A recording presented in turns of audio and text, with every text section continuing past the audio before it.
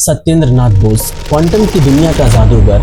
बात उन दिनों की है जब ब्रिटिश भारत में कोलकाता शहर की गलियां जादू की तरह चमक रही थी। 1 जनवरी 1894 को नए साल के पहले ही दिन एक छोटे से घर में एक बच्चे का जन्म हुआ।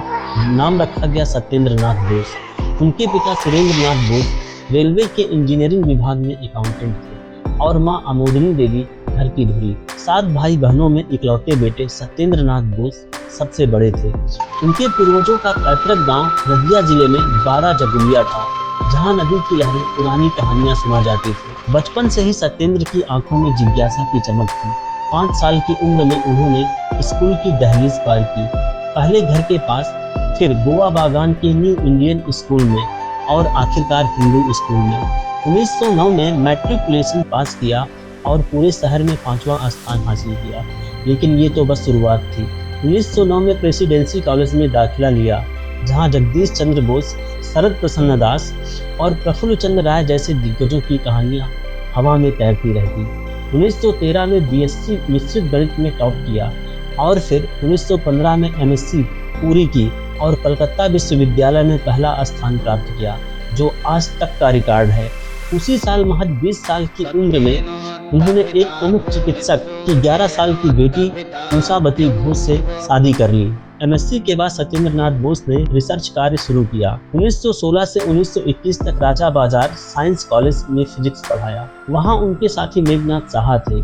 दोनों ने मिलकर 1919 में आइंस्टीन की स्पेशल और जनरल रिलेटिविटी पर पहली अंग्रेजी किताब लिखी। लेकिन असली तूफान आया 1921 में, जब वे ढाका विश्वविद्यालय में फिजिक्स के रीडर बने।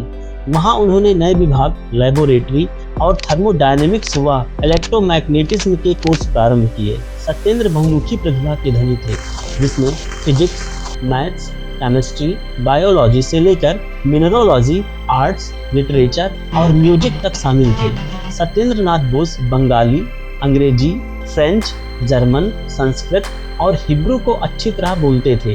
वे एसराज बजाया करते थे, जो वायलिन जैसा भारतीय वाद्य यंत्र है। वर्किंग मैन इंस्टीट्यूट के जरिए मजदूरों के लिए रात में स्कूल भी चलाते थे।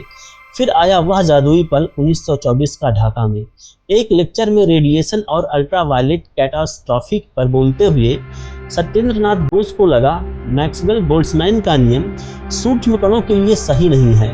कणों की अविभेदता पर जोर देकर हाइजेनबर्ग के अनिश्चितता सिद्धांत से उन्होंने प्लांक के क्वांटम रेडिएशन लॉ को नए तरीके से सिद्ध किया।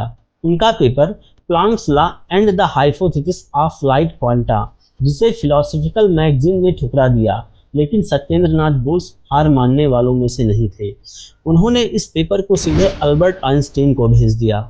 आइंस्टीन इस पेपर से इतने प्रभावित हुए कि खुद जर्मन में अनुवाद कर जर्नल छापा और क्रेडिट दिया बोस को। यही था बोस आइंस्टीन सांख्यिकी का जन्म, क्वांटम सांख्यिकी की क्रांति, कणों की अभिवेदता का विचार।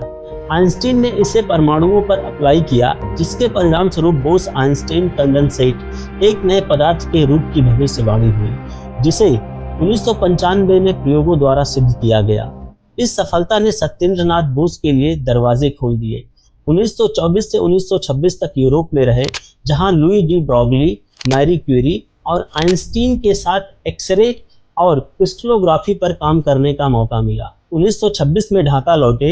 आइंस्टीन की सिफारिश से प्रोफेसर और फिजिक्स डिपार्टमेंट के हेड बने। 1945 तक साइंस फैकल्टी के डीन रहे और एक्सरे क्रिस्टलोग्राफी का उपकरण बनाया। स्पेक्ट्रोस्कोपी, डिफ्रैक्शन, चुंबकीय गुणों, वायरलेस और यूनिफाइड फील्ड थ्योरी की लैब्स बनाई। साहा के साथ मिलकर रियल गैसों का समीकरण ऑफ स्टेट लिखा। 1947 में भारत का बंटवारा हुआ तो सत्येंद्र नाथ बोस कलकत्ता लौट आए। 1956 तक कलकत्ता विश्वविद्यालय में पढ़ाया। छात्रों को स्थानीय सामान से उपकरण बनाने के लिए प्रेरित किया। रिटायरमेंट के बाद एमेरिटस प्रोफेसर बने। फिर 1956 से 58 तक शांति निकेतन के विश्व भारती यूनिवर्सिटी के वाइस चांसलर रहे। इन्होंने nuclear physics, organic chemistry, biotechnology, geology, zoology, anthropology और इंजीनियरिंग पर काम किया। बंगाली भाषा में पढ़ाई को बढ़ावा दिया, वैज्ञानिक पेपर्स का अनुवाद किया, स्वतंत्र भारत में scientific and industrial research council को सलाह दी, Indian physical society, national institute of science, और इंडियन साइंस कांग्रेस के अध्यक्ष बने। इंडियन स्टैटिस्टिकल इंस्टीट्यूट के चेयरमैन भी बने। सम्मान की बात तो तब आई जब 1936 में रविंद्रनाथ टैगोर ने अपनी साइंस की किताब विश्व परिचय बोस को समर्पित की। 1954 में पद्म विभूषण मिला। 1958 में रॉयल सोसाइटी का फेलो। 1959 में नेशनल प्रोफेसर, जो कि 15 सालों तक रहे। 1952 से 60 तक राज्यसभा नामित सदस्य रहे। नोबेल पुरस्कार के लिए 1956, 1959 और 1962 में नामित हुए, लेकिन नोबेल पाने में असफल रहे। फिर भी पॉल डिराक ने उनके सांख्यिकी पर चलने वाले कणों को बोसान नाम दिया। लेव लैंडाउ जैसे विशेषज्ञों ने उन्हें बोर्स, हाइजेनबर्ग, डिराक और श्रोडिंगर जैसे वैज्ञानिकों के बराबर रखा। बोस ने विनम्रता से कहा, मुझे वो सम्मान मिला जो चाहिए था। 4 फरवरी 1974 को 80 साल की उम्र में सत्येंद्र नाथ बोस इस दुनिया से विदा हो गए, लेकिन उनकी विरासत वो क्वांटम की दुनिया में चमकती रहती है। एक छोटे से लड़के की कहानी जो कणों को नई पहचान दे गया और हमें सिखाया कि जिज्ञासा ही सबसे बड़ा जादू है। दोस्तों, अगर यह वीडियो आपको पसंद आया हो तो इसे लाइक करें और चैनल को सब्सक्राइब करना बिल्कुल ना भूलें।